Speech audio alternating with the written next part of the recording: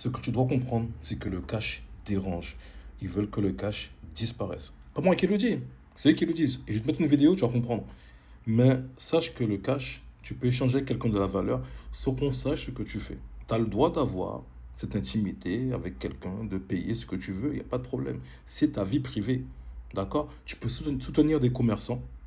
D'accord? Et ton argent, bon, on va dire que. Je ne vais pas dire qu'il ne perd pas de sa valeur parce qu'elle perd de sa valeur. L'euro, le dollar, ça perd de la valeur.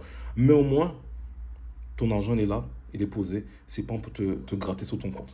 D'accord? Et plus vous allez payer en carte bleue, et plus le Visa, Mastercard, etc., ils prennent des frais. La banque prend des frais, etc.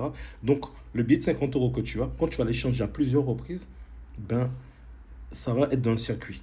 Ça sera toujours la même valeur. Tandis que quand tu payes en carte bleue, va payer 1000 francs en carte bleue, avec les frais et compagnie, il n'y aura plus rien. D'accord? Je te mets une vidéo, écoute ça.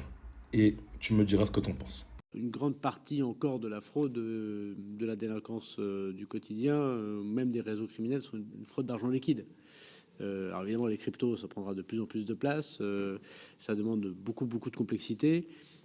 Mais l'argent liquide, c'est quand même le sujet principal. D'ailleurs, je dis à plusieurs reprises à ceux qui m'interrogent pour savoir comment on arrête la drogue dans nos quartiers, une mesure assez simple. La fin de l'argent liquide empêchera la constitution de points de deal.